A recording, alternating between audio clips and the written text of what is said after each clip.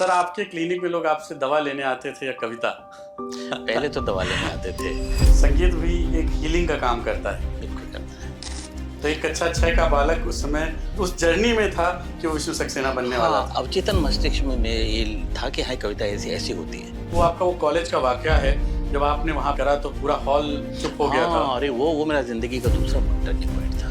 कौन सी है वो चीज जो यहाँ नहीं मिलती, सब कुछ मिल जाता है लेकिन हाँ माँ नहीं मिलती, माँ नहीं मिलती। सर, इसी से मुझे एक लाइन आपकी याद आती है कि रेत पे नाम लिखने से क्या फायदा, एक आई लहर कुछ बचेगा नहीं, पत्थरों का दिल तुमने कह तो दिया, पत्थरों पर लिखोगे मिटेगा नहीं। थाल पूजा का लेकर चले आइए, मंदिरों की बनावट सा घर है मेरा। नीरज जी कहा करते थे, पैसा पिशाच होता है, पैसा पिशाच होता है, आदमी का खून चूसता है जैसे पिशाच खून चूसता है। कविता थी जो काफी पॉपुलर हुई, जिसमें बेटी के बारे में आपने बोला है। क्यों, किसने सिद्धांत बना दिया कि बेटी पराया धन है? बेटों को भी पराया धन बना के देखिए एक बार।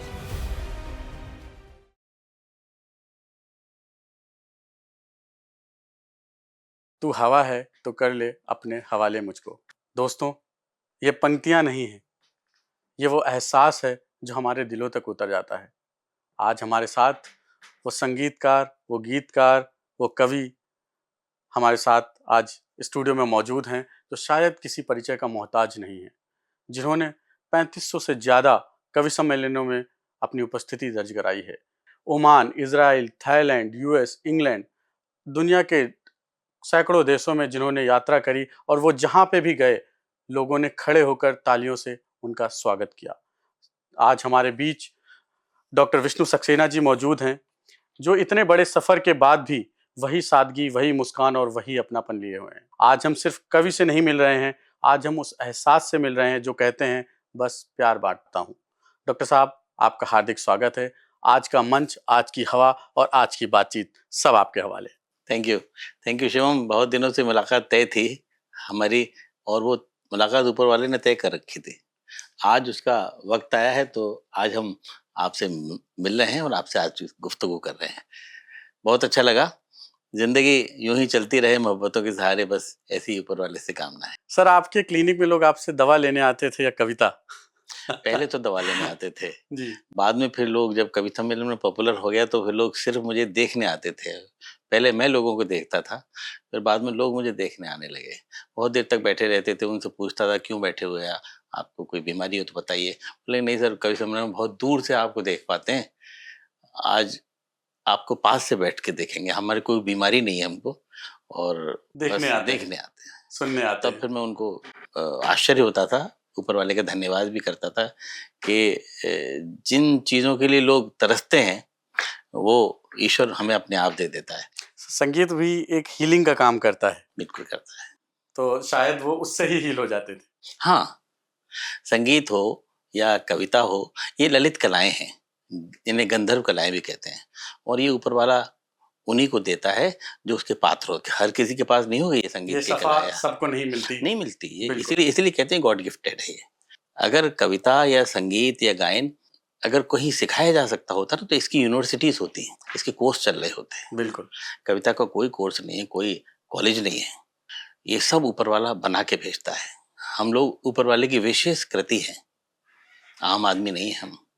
हीरा तराशा जा सकता, हीरा बनाया नहीं जा सकता। इसीलिए इसी तरह से कविता आप लिख लेंगे तो आपकी कविता को ठीक किया जा सकता है, उसमें कोई कमी हो उसको ठीक कर सकते हैं, लेकिन कविता बना नहीं सकते। जो आपके थॉट हैं वो हमारे अंदर नहीं आ सकते।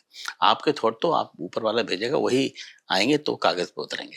बिल्कुल सर। सर, जब आपके बारे में मैं पढ़ रहा था तो कई जगह पे आपके बचपन, आकाशवाणी, आपके दादाजी, इनका जिक्र आता है सर। तो ये जर्नी कैसी रही, थोड़ा सा अगर आप इस पे प्रकाश डालें सर। शिवम, दो तरह की बीमारियां होती हैं। एक होती है जो हमें एनवायरनमेंट से मिलती है, दूसरी होती है जेनेटिक्स। ये जो कविता की बीमारी थी ना, वो जेनेटिक मिली मुझे। मेरे दादाजी बहुत अच्छे कवि थे, खून में थी मुझे। तो वो बहुत अच्छी कविताएं लिखा करते थे, लेकिन स्वांतः सुखाय के लिए, आनंद के लिए। उन्हें किसी से कोई लेना देना नहीं। वो अपने आनंद के लिए लिख रहे हैं गजलें, खुद गीत, ही लिख रहे हैं, खुद ही। खुद ही लिख रहे हैं, अपने दोस्तों को सुना रहे हैं। बिल्कुल। यही हाल पिताजी का था। वो अपने धंधे में लगे रहते थे और कभी वक्त मिलता तो अपनी कविताएं लिख लेते थे। तीसरी पीढ़ी में मैं था।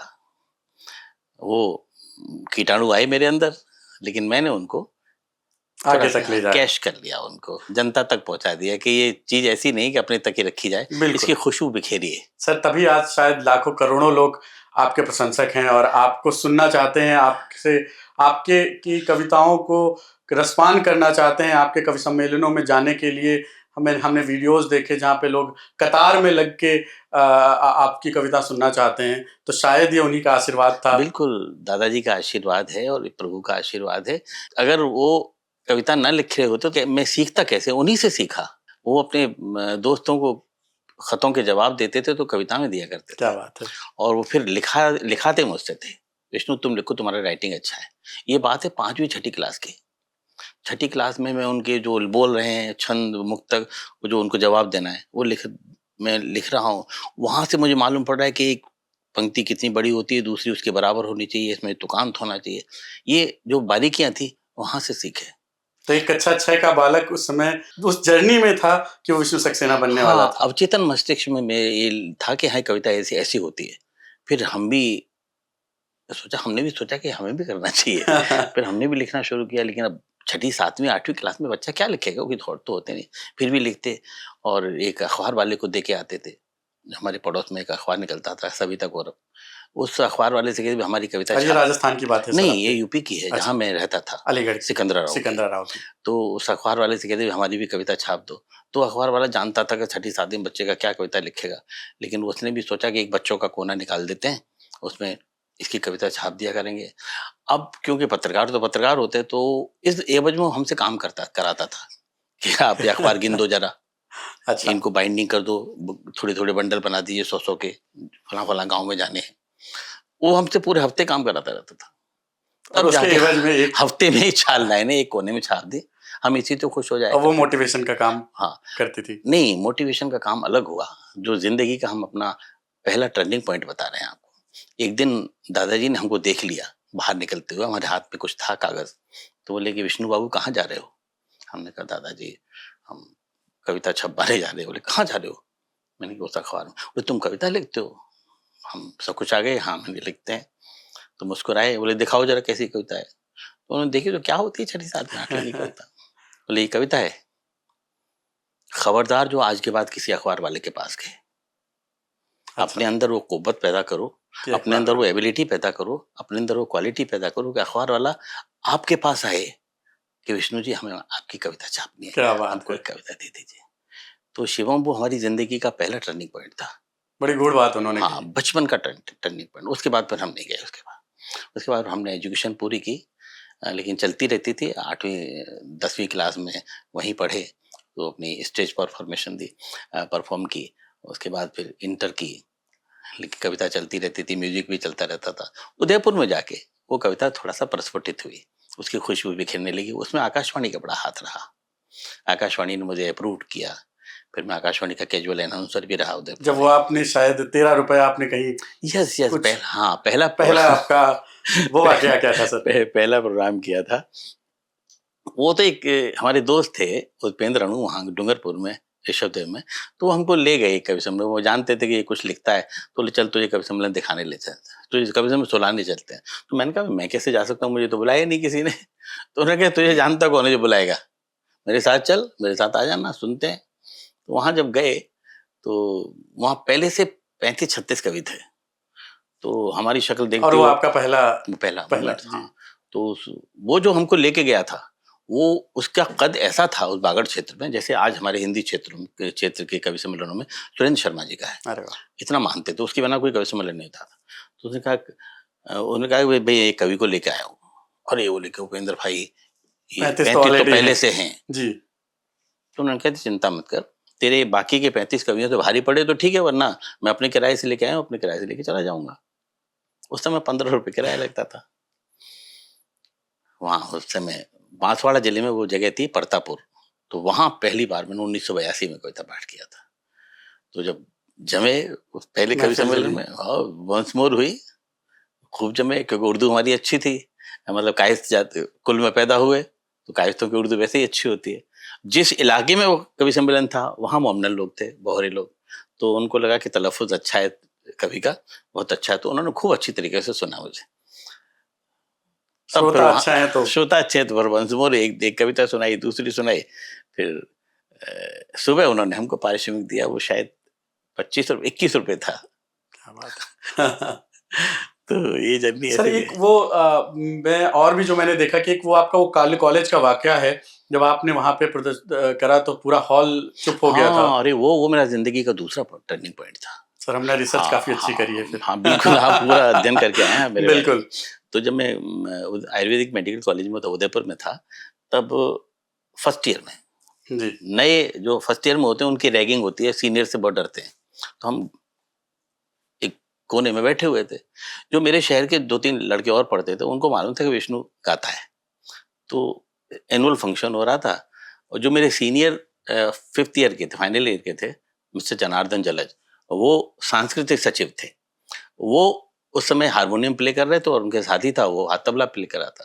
तो मेरे जो साथी थे उन्होंने मंच पे धकेल दिया मुझे कि जाओ विष्णु तुम भी पढ़ो, सुनाओ एक कोई गीत सुनाओ। तो हम चले गए, सीनियर्स की बात मानना था वरना अगले दिन रैगिंग हो रैगिंग हो जाएगी। हाँ। जाएगी। तो चले गए, हमने कहा उनसे, सीनियर से, मैंने बॉस हम हारमोनियम प्ले कर दीजिए। तो जैसे हर ऊंची इमारत को गिरने का डर रहता है ना, तो इसी तरह से उनको ये डर लगा कि ये फर्स्ट ईयर का स्टूडेंट है, अगर मान लो बाय द वे इसने मुझसे जब बढ़िया गा दिया हाँ। तो कल तो मेरी किरकिरी हो जाएगी। तो उन्होंने बहाना बनाया, बोले देखो मेरी तो उंगलियां थक गई हैं, 1.5 घंटे से बजा रहा हूँ, इसमें मैं तो नहीं बजा सकता। तो अब मैंने वाद्य कहा यंत्र भी नहीं है और हाँ, ऐसे ही करना है। कुछ भी नहीं। तो मैंने कहा आप तबले वाले से कह दीजिए ये भी बजा, बोले पूछ लीजिए तबले वाले से अगर बजा दे तो। वो भी उन्हीं का आदमी था, तो उसने भी मना कर दिया, बोले पता नहीं आप कौन सी ताल में गाएंगे, कैसे गाएंगे, बेसुरे हैं या सुर में हैं आप, सॉरी। उस समय मैं बहुत रुआंसा भी हुआ और बहुत अंदर से परेशान भी हुआ कि आज बिना हारमोनियम तबले के कोई सुर नहीं है मेरे पास, मैं कैसे अपने को साध पाऊंगा, और इतना पूरा हॉल भरा हुआ है कॉलेज का। तब फिर मैंने सोचा कि उस समय फिल्मी गाने गाता था मैं, तो मैंने फिल्मी गाना गाया, फिल्म जैसे को तैसा का एक गीत था, और बड़ा ही इमोशनल गीत था। क्या लाइन थी सर वो? वो लाइन थी, कौन सी है वो चीज जो यहाँ नहीं मिलती, सब कुछ मिल जाता है लेकिन हाँ माँ नहीं मिलती, माँ नहीं मिलती। क्या बात है। जिसकी माँ होती है खुशकिस्मत होते हैं, जिसकी माँ नहीं होती जीवन भर रोते हैं, जिनकी माँ होती है खुशकिस्मत होते हैं, जिनकी माँ नहीं होती जीवन भर रोते हैं। जिस्म मिलते हैं उन्हें लेकिन जान नहीं मिलती, सब कुछ मिल जाता है लेकिन हाँ माँ नहीं मिलती, माँ नहीं मिलती। तो शिवम जैसे ही मैंने इसका मुखड़ा सुनाया, सब पूरा हॉल शांत हो गया, पिन ड्रॉप साइलेंट। पहले अंतरे पे इमोशंस एकदम की लहर दौड़ मौसम गई। मेरे अनुकूल हो गया, दूसरे अंतरे में तो लोगों की आंखों से आंसू आने लगे थे, तो पूरा का पूरा हॉल रो रहा था। ऐसा कोई फीमेल तो कोई ऐसी नहीं होगी जिसकी आंखें लाल ना हो, आंखों से आंसू ना गिर रहे। उस रात में उस पूरे प्रोग्राम का हीरो था, इस एक गीत से सुबह पूरे कॉलेज में मेरी चर्चा थी। तो वो जिंदगी का मेरा दूसरा टर्निंग पॉइंट था कि जिंदगी में कभी किसी के ऊपर पैरासाइट मत बनिए, परजीवी मत होइए, किसी के भरोसे मत रहिए। जो कुछ करना है आप अपना रास्ता अपने खुद से अपने बनाइए। रास्ते खुद बनाइए, अपने भरोसे चलिए, वही आपको आगे तक ले जाएगा। उस दिन के बाद हमने सोच लिया कि हम संगीत के साथ कुछ नहीं बोलेंगे। हमारे पास कलम है, कागज है, उस पर कविता लिखेंगे और बिना इसमें संगीत की जरूरत होती नहीं है, बिना उसके कविताएं पढ़ेंगे। तब से वो हमारी कविता की यात्रा शुरू हुई। बिल्कुल सर, आपकी पोएट्रीज में मिलियंस ऑफ व्यूज आते हैं। इस टाइमलेस पोएट्री का राज क्या है? बहुत से कवि हैं, लेकिन लोग अपने आप को कनेक्ट कर पाते हैं। उन्हें लगता है ये शायद ये तो मेरी भावनाओं को ही कविता के रूप में पिरो के गा रहे हैं। तो ये सर आप कैसे कर पाते हैं सर? जो कुछ है शिवम मेरे पास ऑर्गेनिक है। जो कुछ मेरी जो थॉट है ना वो भी ऑर्गेनिक है, जो मेरी भावनाएं हैं वो भी ऑर्गेनिक हैं, जो मेरी कविता है वो भी ऑर्गेनिक है, और जो भी है वो दिल से निकली हुई है तो दिल तक पहुंचेगी निश्चित रूप से।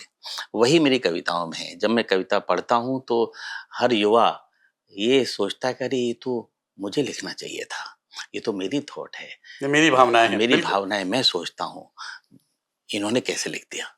तो जब उसको ऐसा लगता है कि ये मेरी है तो वो मुझे अपना दोस्त मानने लगते हैं, मुझे अपना साथी मानने लगते हैं। फिर जैसे दोस्त दोस्त के साथ व्यवहार करता है वो फिर मेरे साथ करते हैं और तालियां बजा देते हैं, प्यार दे देते हैं, मैं आगे बढ़ जाता हूँ।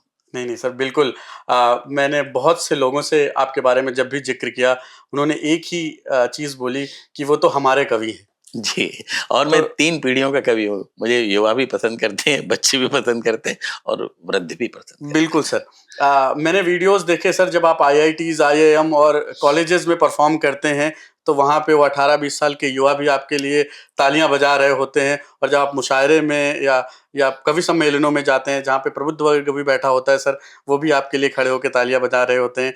तो आपने जैसे बोला कि आप सारी पीढ़ियों के कवि हैं सर। जी। सर इसी से मुझे एक लाइन आपकी याद आती है कि रेत पे नाम लिखने से क्या फायदा, एक आई लहर कुछ बचेगा नहीं, पत्थरों का दिल तुमने कह तो दिया, पत्थरों पर लिखोगे मिटेगा नहीं। तो सर ये लाइन कैसे आपने ये चीज सोची? और मुझे लग रहा है ये आपकी सिग्नेचर लाइन में से एक है सर। ये इसकी उत्पत्ति हुई चेन्नई में।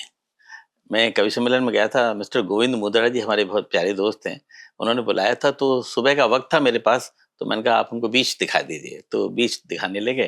तो वहाँ मैंने यूं ही एक उंगली से कुछ लिखा, एक लहर आई और खत्म हो गई। फिर मैंने सोचा कि मैं दूसरी लिखता हूँ, हो सकता है लहर दूर तक रह जाए। फिर दूसरी लिखी तो वो उससे भी ज्यादा बलशाली थी लहर, उसने उसको भी मिटा दिया। तब लगा मैंने को इस पे तो कुछ किया जा सकता है कि रेत पर नाम लिखने से क्या फायदा, एक आई लहर कुछ बचेगा नहीं। क्या बात है सर। फिर वो दूसरी पंक्ति अनायास आ गई, क्योंकि रेत का अपोजिट लाना है हमको। रेत का अपोजिट पत्थर है, हार्ड है। पत्थरों पर लिखोगे मिटेगा नहीं, तुमने पत्थर का दिल हमको कह तो दिया, पत्थरों पर लिखोगे मिटेगा नहीं। उस वक्त लिखा था तब वो शायद ये यूथ पता नहीं था यूथ भावनाएं थी। हम जैसे लड़कियां लड़के से कह देती कि तुम तो पत्थर दे लो, मेरी सुनोगे ही नहीं। लेकिन अब आके उसका वर्जन अपने दिमाग में सोचिए कि जिंदगी की फिलॉसफी है इसमें। बिल्कुल सर। रेत पर नाम लिखने से क्या फायदा, एक आई लहर कुछ बचेगा नहीं, तुमने पत्थर सा दिल हमको कह तो दिया, पत्थरों पर लिखोगे मिटेगा नहीं। अभी प्रेमानंद जी महाराज जी के पास जब मैं गया तो उन्होंने यही बात मुझे एक लाइन में समझा दी। क्या बात है। और तब मुझे लगा रहे ये तो मैं बहुत पहले कह चुका हूँ जो आप बता रहे हैं। उन्होंने कहा कि ये सांसारिक प्रेम के ऊपर लिखोगे तो उसकी कोई कदर नहीं है, ये सब क्षणिक है, क्षणिक सुख चला है। जाएगा। जी। उसके लिए लिखो जिसके लिए पूरा संसार अद्भुत है, और जिसने संसार को बनाया है वो फिर अमिट रहेगा, संसार याद करेगा। तो रेत पर नाम लिखने से ये भौतिक प्रेम है, बिल्कुल। तुमने पत्थर सा दिल हमको कह दिया, ये आध्यात्मिक है। एक बार भगवान के हाथ में डोर छोड़ के तो देखिए आप, क्या हश्र होता है आपका, क्या हश्र, क्या मतलब, क्या आपको सुख मिलेगा, क्या परिणाम मिलेंगे उसके। भरोसा करिए एक बार, कृष्ण की बांसुरी पर भरोसा रखो, मन कहीं भी रहे पर डिगेगा नहीं, रेत पर नाम लिखने से क्या फायदा, एक आई लहर कुछ बचेगा नहीं। क्या बात है सर। सर एक कोई ऐसा टुकड़ा सुनाइए जो सबसे ज्यादा आपसे कमेंट में या आप कवि सम्मेलनों में जब भी जाते हैं तो जो सबसे ज्यादा डिमांड आती है कि आपसे लोग सुनना चाहते हैं, तो वो एक मुखड़ा सर। एक तो यही गीत है जिस गीत ने मुझे पहचान दी, मेरी आइडेंटिटी इस गीत से बनी। दूसरा गीत एक और है जो बहुत पसंद करते हैं और हर जगह मेरी उस गीत की फरमाइश होती है, लेकिन बच के निकल जाता हूँ मैं, सुनाता नहीं हूँ। वो गीत है थाल पूजा का लेकर चले आइए। सर क्या बात है। थाल पूजा का लेकर चले आइए, मंदिरों की बनावट सा घर है मेरा, आरती बन के गूंजो दिशाओं में तुम, और पावन सा कर दो शहर ये मेरा, थाल पूजा का लेकर चले आइए। झील सा मेरा मन एक हलचल भरी नाव जीवन की इसमें चला दीजिए।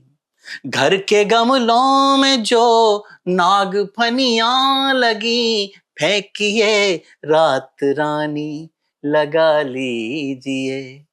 जुगनुओ अब दिखा दो मुझे रास्ता, जुगनुओ अब दिखा दो मुझे रास्ता।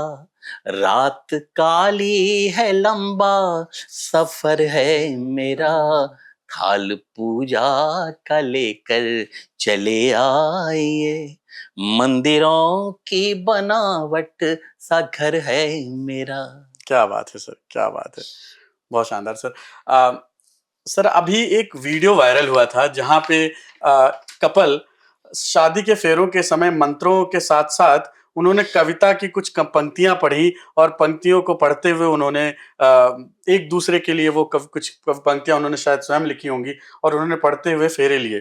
तो आपको क्या लगता है सर कि आज के समय में जो युवा है वो क्या अपने शब्दों को फिर से कविता में पिरो के और जीवन के जो अहम पड़ाव हैं उनको आगे तक लेके जा रहा है? शादी जैसे महत्वपूर्ण विषय में भी वो एक कविता के द्वारा अपना वो कर रहे हैं, तो उस पे आप क्या बोलना चाहेंगे सर? ये बात मुझे पता नहीं है, लेकिन आप कह रहे हैं तो सच सच होगी, और ये होता भी है। प्रेम शाश्वत सत्य है, ये पहले भी था, आज भी है और हमेशा रहेगा। और प्रेम की जो कविताएं हैं, मैंने तो देखा था एक बार, पांडेगंज लखनऊ में कवि सम्मेलन था। जब मैं कविता पढ़ रहा था उस वक्त एक तरफ पुरुष बैठे थे, एक तरफ महिलाएं बैठी थी। जब मैंने पहला मुखड़ा पढ़ा, बंद पढ़ा, तो हल्की सी सिसकी की आवाज आई एक तरफ से, दूसरे अंतरे पे दूसरी तरफ से सिसकी की आवाज आई, फिर तीसरे अंत पे दोनों तरफ से वो देखा तो इधर लड़की रो रही थी, इधर लड़का रो रहा था। और ये न्यूज जो है बॉक्स में अखबार में छपी थी अगले दिन कि कविता का असर क्या होता है। क्या बात है। मुझे नहीं मालूम था, मैं तो अखबार में पढ़ के जाना कि मेरी कविता के बाद ये असर हुआ था। तो वो कविता थी, आओ एक बार फिर से तुम्हें देख लूं, क्या पता फिर ये दर्पण मिले ना मिले, पास आ तन की गंधों को दे दो मुझे, क्या पता फिर ये चंदन मिले ना मिले। और अंतिम बंद उसका था, शायद उस अंतिम बंद को सुन के ऐसा हुआ होगा, मेरी बहकी सी बातें अगर हैं तो फिर भोले नैनों का ढंग क्यों शराबी हुआ, ना ही बरसात है ना ही बरसात है, फिर ये चेहरे का रंग क्यों गुलाबी हुआ। लांगना मत कभी देहरी प्यार में, लांगना मत कभी देहरी प्यार में, चाहे मीरा को मोहन मिले ना मिले। क्या बात है सर। आओ एक बार फिर से कभी तुम्हें देख लूं, क्या पता फिर ये दर्पण मिले ना मिले। तो देखिए कविता का असर तो होता है, और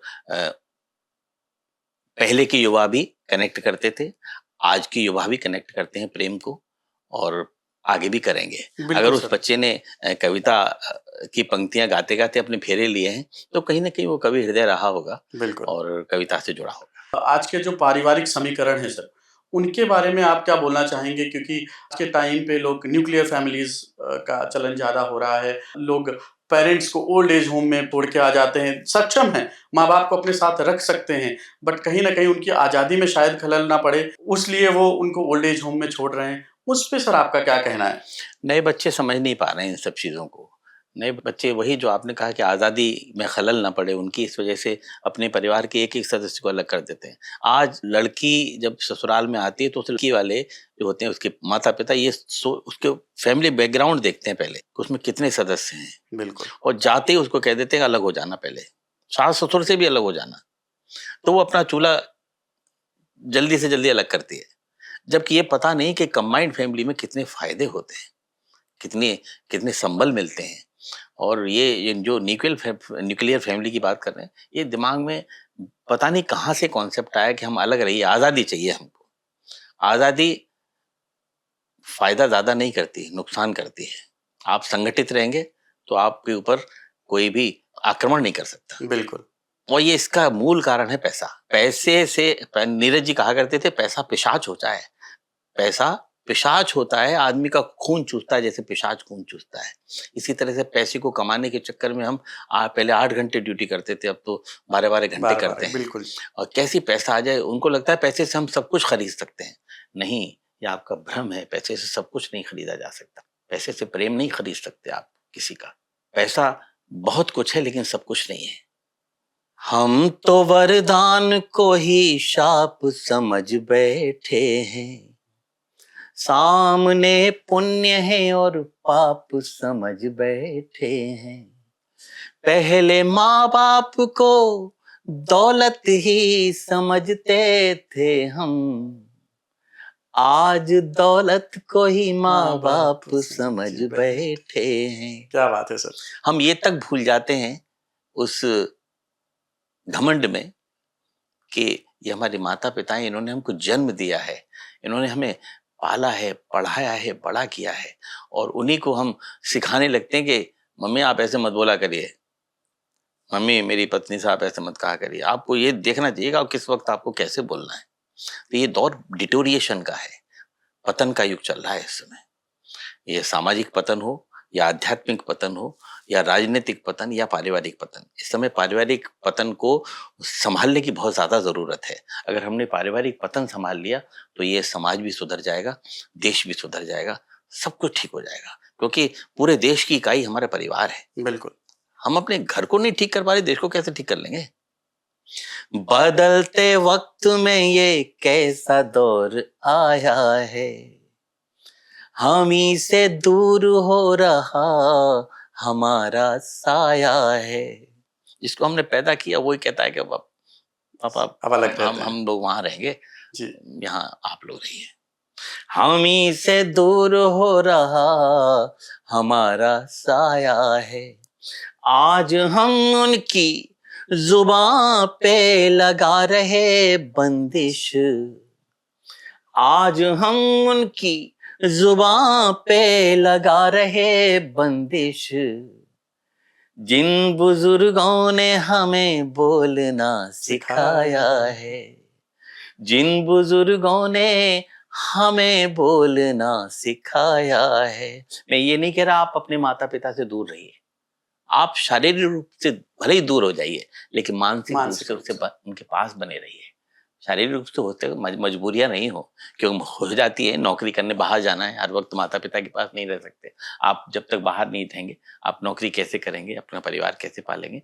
लेकिन मानसिक रूप से उनको अपने दिल से दूर मत करिएगा, क्योंकि कभी वो आपके सहारे थे, अब आप उनका सहारा बनिए तो बच्चे भी फिर आपका सहारा बनेंगे। क्या बात है। एक मुक्तक और पढ़ता हूं आपके बीच में।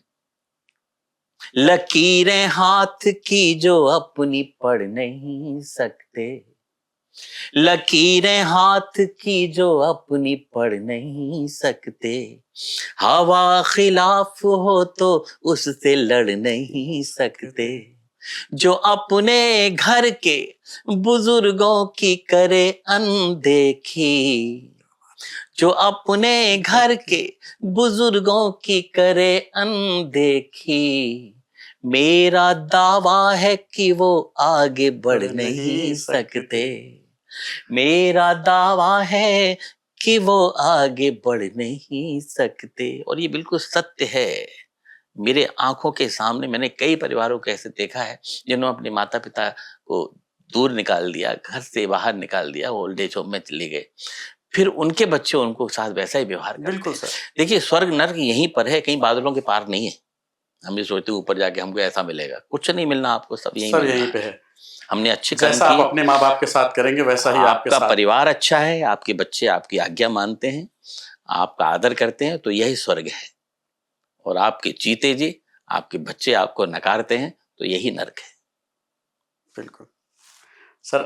अभी आपकी एक कविता थी जो काफी पॉपुलर हुई, जिसमें बेटी के बारे में आपने बोला है, तो अगर सर वो आप एक बार फिर से दर्शकों को सुना सकें तो।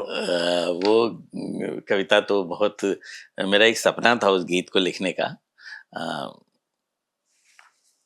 वो एक गीत बहुत मैंने टीवी पे देखा था। मेरी बड़ी बहू जब शादी होके आई थी, उसका नाम प्रिया है, और जब बड़ी बहू विदा होके आई तो घर में उस गीत को बजा रही थी। वो एक हमारी संजय सिंह के कवि हैं भोपाल के, जी। उन्होंने लिखा और गाया, किसी लड़की ने गा दिया होगा सोशल मीडिया पर। तो उस वो बेटी का गीत था कि पिताजी आपने मुझे विदा तो कर दिया, उसके बाद आपने मेरी खबर नहीं ली, मुझे आपकी बहुत याद आती है। वो पूरा बैकग्राउंड गीत में है। वो सुन सुन के और इंस्पिरेशन मिली। हाँ, रो रही थी। तो अच्छा, कान में मेरे पड़ा तो मुझे भी लगा अच्छा गीत तो अच्छा है यार। मैंने उसको पूरा सुना, फिर उसको कई बार सुना। फिर मुझे लगा यार, बेटी ने तो अपनी भावनाएं व्यक्त कर दी। पिता की भावना कभी है। बाप के दिल से भी पूछा है कि उसको कैसे याद नहीं आती। एक जिगर के टुकड़े को अपने से दूर करता है पिता, तो उसके पिता के दिल की क्या हाल होती है शायद बेटी को नहीं पता होगी। विदा के वक्त जब विदा होती है बेटी की तो दूर चला जाता है, जिससे कि बेटी के सामने ना आए। या आएगा तो आंखों पे काला चश्मा चढ़ा लेगा, जिससे उसके आंसू न दिखाई दे किसी को। तो ऐसे में बेटी ने अपना दर्द तो दे दिया, पिता के दर्द पे भी कुछ होना चाहिए। तब फिर मैंने वो एक गीत लिखा था। हालांकि मेरे कोई बेटी नहीं है, 2 बेटे हैं, लेकिन अब आके मेरे उस बड़े दर्द बेटे, को आप ज्यादा अच्छे से समझ हाँ, सकते। नहीं समझ सकता था मैं क्या, मेरी बेटी है ही नहीं तो मैं कैसे समझूंगा इस बात। जब बहू आई तब। जब बहू आई तब समझा। और फिर अब आके मेरे बड़े बेटे के ट्विंस हुए हैं, एक बेटी एक बेटा है। तो एक कवि के को भगवान ने ऐसी नियामत दे रखी है, वो बहुत आगे की सोच सकता है। तो मैंने 20-22 वर्ष फ्यूचर की सोचा है। क्या बात है सर। 20-22 वर्ष बाद जब वो बेटी बड़ी होगी और जब वो विदा होगी, तब पिता की क्या हालत होगी, पिता के दर्द में, पिता के दिल में कैसे इमोशंस होंगे, भावनाएं आएंगी। तो वो मैंने उकेली है। तो उस गीत को मैं आपको सुनाता हूँ। बिल्कुल सर। ये गीत उसी धुन पे है और वही मीटर है, तभी उस पिता का जवाब माना जाएगा, वरना नहीं माना जाएगा। सिंपली पोइट्री होगी। बिल्कुल। सच बात तुझको दिल की बताऊं मेरी लाडो,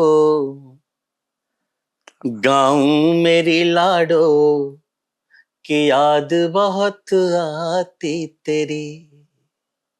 एक मध्यम वर्ग का पिता कैसे इमोशन अपने दिखा सकता है, वो इस गीत में। सच बात तुझको दिल की बताऊं मेरी लाडो, गाऊं मेरी लाडो, कि याद बहुत आती तेरी। सादी सी जिंदगी मेरा सादा ज़मीर था, धन से गरीब था मगर मन से अमीर था। मेहनत ईमानदारी ये मेरे उसूल थे, जब तू नहीं थी घर में तो बस 2 ही फूल थे। तुझ जैसी कली आते ही जो रोशनी आई, दी सबने बधाई, कि याद बहुत आती तेरी। सच बात तुझको दिल की बताऊं मेरी लाडो, गाऊं मेरी लाडो, कि याद बहुत आती तेरी। जिस हाल में रखा तू उसी हाल में रह ली, आई जो मुसीबत तो मेरे साथ ही सह ली। आंखों में कभी तूने बड़े ख्वाब न पाले, चादर से कभी पांव भी बाहर न निकाले। जब भेजने ससुराल तेरी डोली सजाई, आती थी रुलाई, कि याद बहुत आती तेरी। सच बात तुझको दिल की बताऊं मेरी लाडो, गाऊं मेरी लाडो, कि याद बहुत आती तेरी। जब तक रही तू घर की ये बगिया भी हरी थी। अब बताता है बेटी को, क्या बात है सर। जब तक तू यहाँ रही तेरी किस्मत से सब कुछ अच्छा रहा यहाँ पे। जब तक रही तू घर की ये बगिया भी हरी थी, तंगी के हाल में भी तू पापा की परी थी। बेटों से थी उम्मीद तू उनसे बड़ी मिली, जब देर से लौटा कभी बाहर खड़ी मिली, ससुराल में भी तूने मेरी साख बढ़ाई, ससुराल में भी तूने मेरी साख बढ़ाई, सुनने में ये आई कि याद बहुत आती तेरी।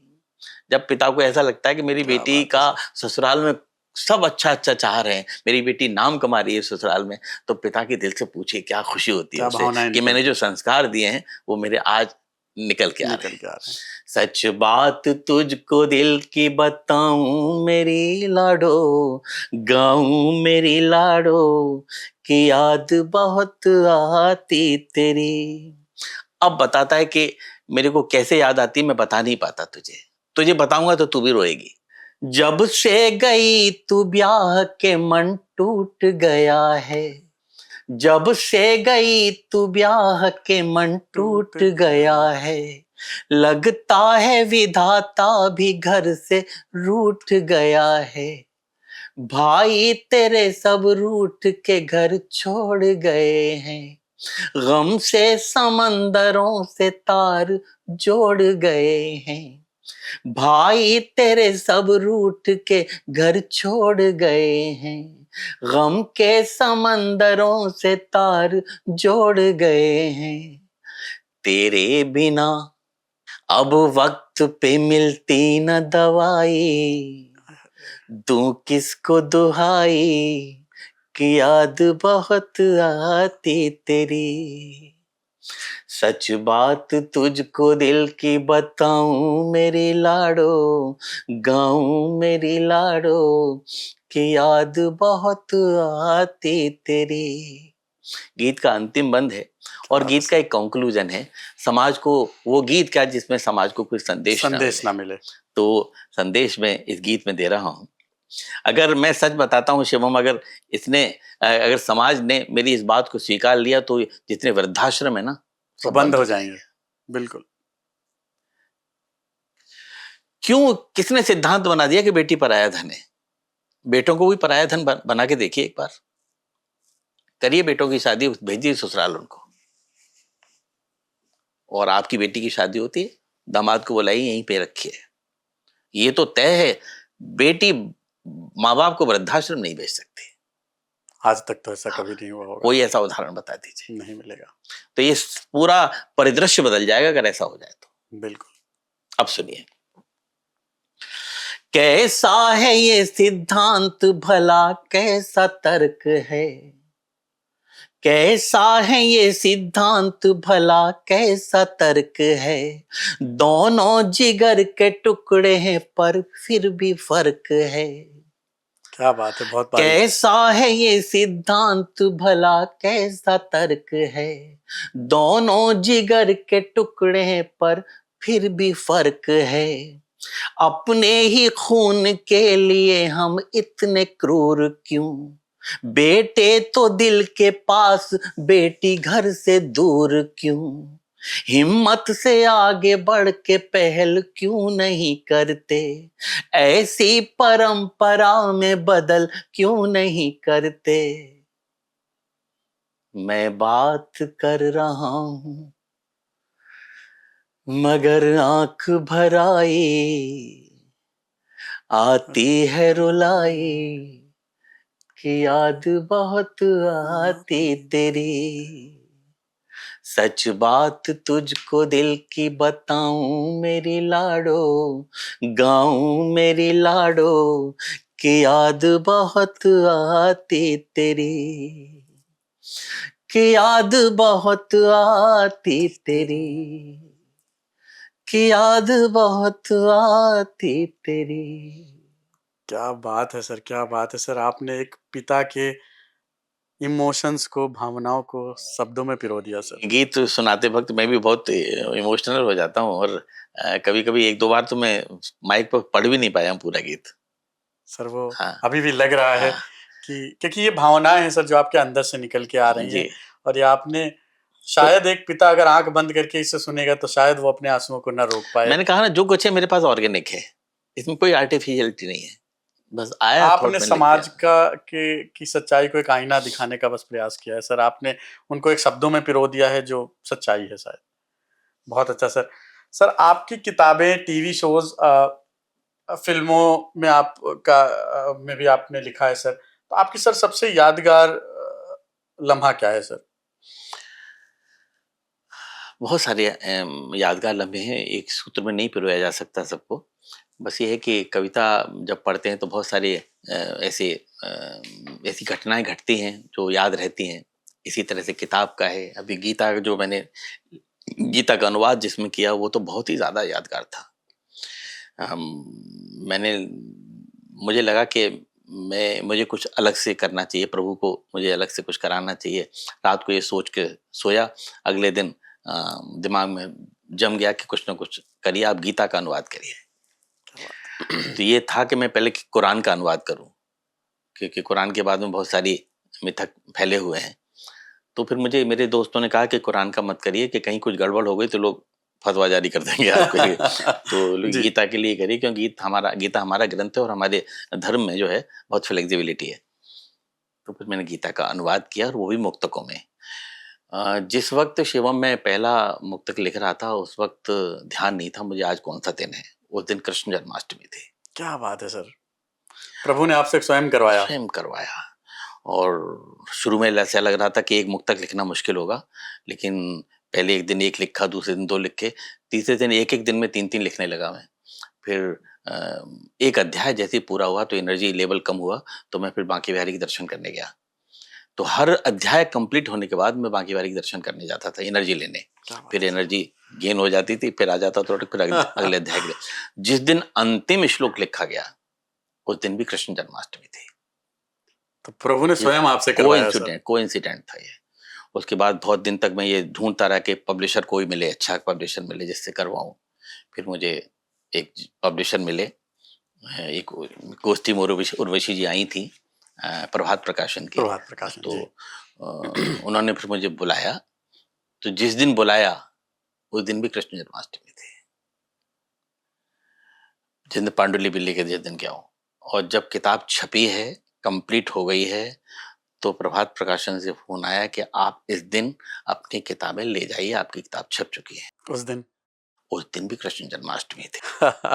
इससे इससे बड़ा बड़ी संयोग कुछ नहीं हो सकता कुछ शायद। नहीं हो सकता। ये सब ऐसा लग रहा था कि कृष्ण जो है मेरा पीछा अंत तक नहीं छोड़ रहे। उन्हें आपके हाथों से कुछ उन्होंने लिखवाना था। लिखवाया है, हाँ, वो सब काम वही करा रहे हैं। इसलिए जो कुछ हो रहा है घटित आपके जीवन में, वो होने दीजिए सहज रूप से। जो होगा वो अच्छा होगा। हम ये मान के चलते हैं कि ये शायद गलत हो रहा है, नहीं हो रहा है अगर सहज रूप में हो रहा है तो। और अच्छा हुआ। और इतना अच्छी वो किताब छापी है उन्होंने। मैं बहुत धन्यवाद करता हूँ प्रभात प्रकाशन का और प्रभु का कि उसने सारे काम बहुत अच्छे करवा दिए। इस जिंदगी में इससे अच्छा मेरे जीवन में कुछ हो नहीं सकता था जो मैंने किया है। गीता को इतना आसान कर दिया, इतनी आसान हो गई कि जो छठी 7वीं क्लास का बच्चा है उसके भी समझ में आ जाएगी क्या है ये गीता। जो मुझे बीएससी में बीएमएस किया मैंने, तब तक मेरी समझ में नहीं आई थी गीता, अब आगे समझ में आई। जब गीता का अनुवाद किया तो 5-5 गीताएं मैंने सामने रखी थी, कहीं कोई गलती न हो जाए, तब जाके उनका अनुवाद किया। उसको अनुवाद करते हुए सर क्या आपके जीवन के भी जो जो जहाँ पे ब्लॉकेज थे, जहाँ पे आपको यस शिवम, मेरे जितने ब्लॉकेज थे, जिनको जो शंकाएं थी वो खत्म हो गई। अब मुझे कुछ भी फर्क नहीं पड़ता माइक पे जाके। मैं माइक पे जब जाता हूँ तो बस यहाँ से उठ के माइक पे जब जा रहा हूँ तो बस सौंप के जाता हूँ, प्रभु तेरे हाथ में डोरी है, तू चाहे हिट करे या हुट कराए मुझे, मैं नहीं जानता, मैं अपना काम करने जा रहा हूँ। अब बस काम होता है, हाँ, व्यूज की लालसा नहीं और है। तालियां कम मिले उस दिन तो मुझे कोई गम नहीं होता, तालियां बहुत ज्यादा मिले तो मुझे कोई गुरूर नहीं होता। क्या बात है सर! क्योंकि गुरूर जिसने अपने जहन में पाला होगा, बंद हो खिड़कियां फिर भी न उजाला होगा। खुद की परछाइयां जब कद से बड़ी हो जाएं, खुद की परछाइयां जब कद से बड़ी हो जाएं, उसका सूरज समझ लो डूबने वाला होगा। इसलिए क्या दिमाग में बात है कोई सर! गुरूर नहीं होता मेरे। बहुत शानदार सर, बहुत शानदार सर। डेफिनेटली श्रोता हमारे इस एपिसोड को एंजॉय कर रहे होंगे सर। अब एक छोटा सा सर स्पेशल सेगमेंट कर लेते हैं सर। हम आपकी 3 सर पसंदीदा कविताएं सुनेंगे सर। एक आपकी सर शुरुआती कविता कौन सी थी?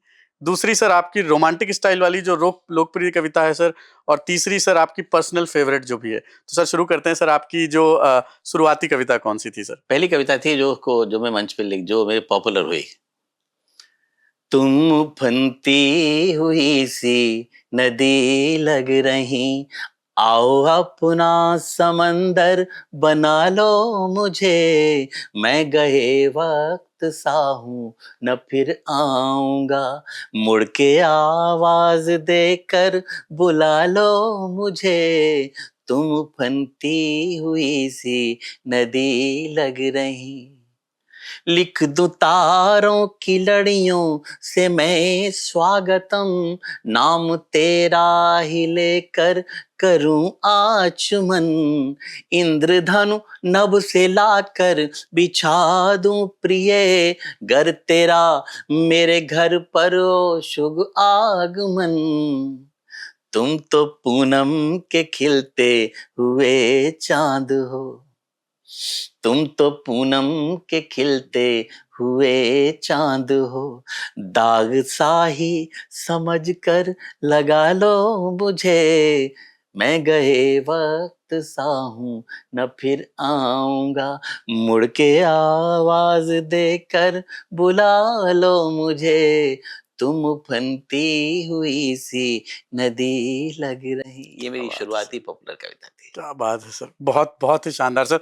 दूसरा आपकी सर जो रोमांटिक स्टाइल की जो सबसे पॉपुलर कविता है सर, जो रोमांटिक इसके बाद जो पॉपुलर है वो बहुत ही ज्यादा रोमांटिक थी, उसका जिक्र भी कर चुका हूँ। जी। आओ एक बार फिर से तुम्हें देख लूं, क्या पता फिर ये दर्पण मिले ना मिले, पास आ तन की गंधों को दे दो मुझे, क्या पता फिर ये चंदन मिले ना मिले, आओ एक बार फिर से तुम्हें देख लूं, जब मिले तुम तो ऐसा लगा एक पल, सारी खुशियां जहां की हमें मिल गई, जाने कैसी हवा बह चली उस घड़ी, गिर के सूखी हुई सब कली खिल गई, गिर के सूखी हुई सब कली खिल गई,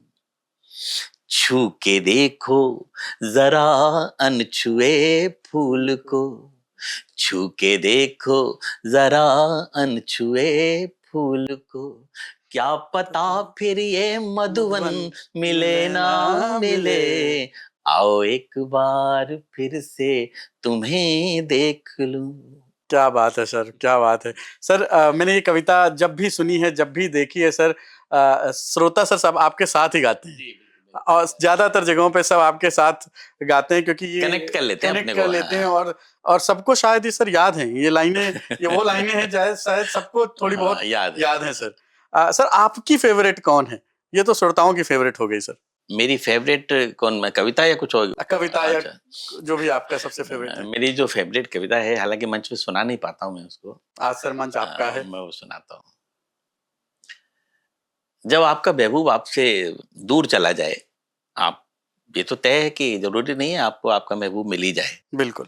जब आपसे बिछड़ के दूर चला जाए और 20-25 वर्ष बाद आपके सामने किसी वजह से या किसी घटना में या किसी मोड़ पे आपको मिल जाए बाय द वे, उस वक्त क्या फीलिंग्स होती हैं, उस फीलिंग्स का एक गीत है मेरा।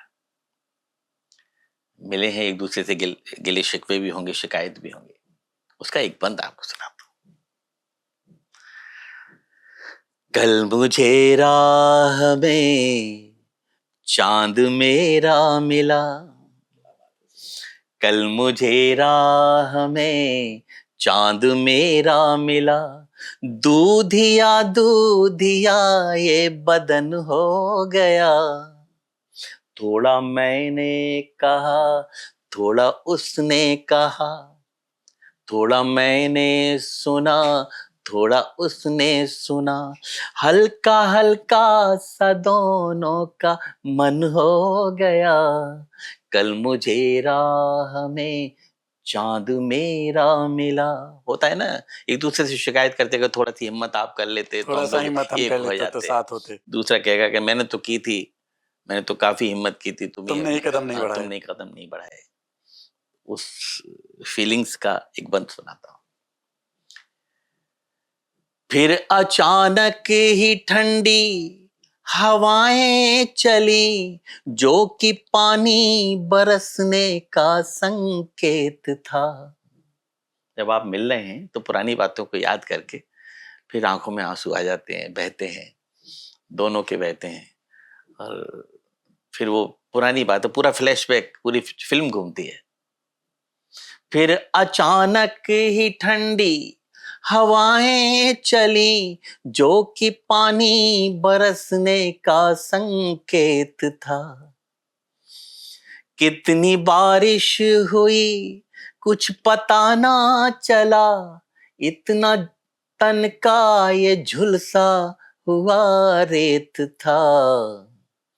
कौन बरसा था और कौन भीगा बहुत, कौन बरसा था और कौन भीगा बहुत, प्यासे अधरों का बस आचमन हो गया।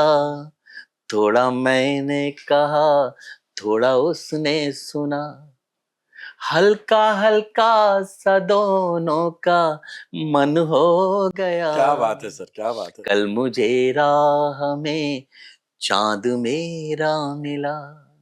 मैंने इन तीनों गीतों के एक एक मुखड़ा और एक एक अंतर आपको सुनाया है। गीत बहुत लंबे हैं, नहीं बातचीत बिल्कुल बहुत सर, लंबी हो जाएगी। बिल्कुल सर। सो अब हम समापन की ओर हैं सर। तो एक थोड़ा छोटा सा सर रैपिड फायर है कि एक ऐसा पोएट जिसके साथ आपको परफॉर्म करना हमेशा एक्साइटिंग होता है, क्योंकि आप इस देश के लगभग सभी जाने माने कवियों के साथ आप मंच शेयर करते हैं, साझा करते हैं सर। तो ऐसा कोई एक कवि जिसके साथ आप स्वयं एक्साइटेड हो जाते हैं कि इनके साथ आज मैं परफॉर्म कर रहा हूँ? किसी ज़माने में था ऐसा, अब तो ख़ैर ऐसा नहीं है। वो गुज़र गए। मैं मेरा मतलब गोपाल दास नीरज जी से था। क्या बात है। एक समय ऐसा लगता था कि यार इनके पास बैठना, इनके साथ कविता पढ़ना बहुत एक्साइटिंग है। सम्मान की बात है, बिल्कुल। तो वो वक़्त मिले और खूब मिले। जब मिले तो खूब मिले, फिर उनके साथ यात्राएँ भी की। जब वो मंच पे होते तो ऐसा लगता कि आज मज़ा आएगा आज कविता सुनने में, बिल्कुल। पढ़ने में भी और उनको सुनने में भी। क्योंकि वो कविता सुनाते थे तो जिस लहजे में सुनाते थे, मैं जब छोटा था पिता के साथ जब कवि सम्मेलन सुनने जाता तो उनको सुनने के लिए पूरी-पूरी रात बैठता था। उनसे बहुत कुछ सीखने को मिलता था। वो बुढ़ापे में भी जब अंतिम समय था, उस समय भी वो जानते थे कि माइक की कितनी सेंसिटिविटी होती है और कितनी दूर रखना चाहिए मुँह से। ये एक्सपीरियंस है। हाँ, ये उनसे एक्सपीरियंस लगा। बुढ़ापे में भी कभी उनके परफॉर्मेंस में कोई फ़र्क नहीं आया। अब जैसे अशोक चक्रधर जी हैं, उनको माइक का सेंस बहुत अच्छा है। वो जानते हैं कि माइक को कैसे यूज़ करना चाहिए। उनसे बहुत कुछ सीखता हूँ मैं। तो नीरज जी के साथ कविता करने का सलीका भी आया। नीरज जी से बहुत कुछ सीखा, तो उनके साथ बैठना एक्साइट लगता है। क्या बात है सर। सर कोई एक ऐसी लाइन जो आपको लगता है, या कोई ऐसी कविता जो आपको लगता है काश मैंने लिखी होती?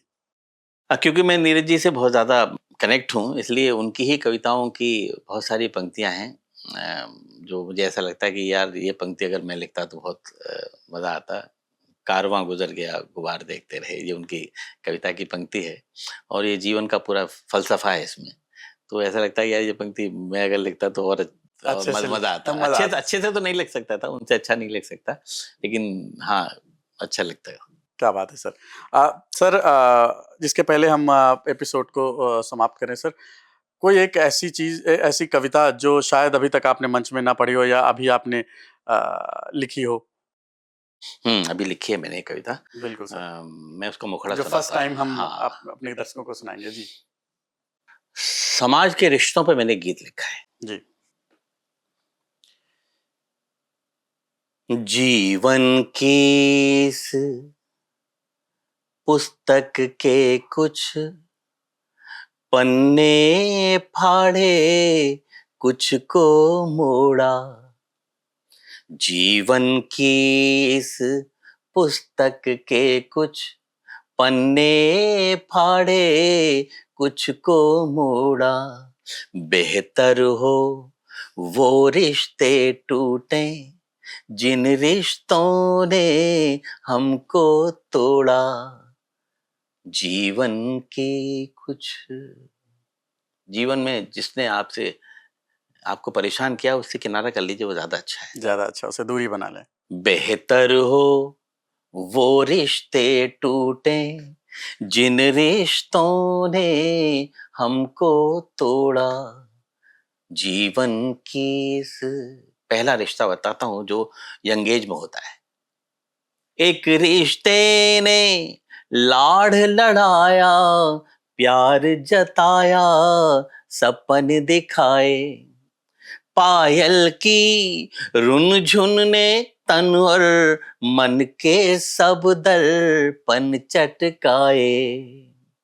अब भी जब पुरवाई चलती, क्या बात है सर। अब भी जब पुरवाई चलती, दर्द कसकता थोड़ा थोड़ा, बेहतर हो वो रिश्ते टूटे जिन रिश्तों ने हमको तोड़ा।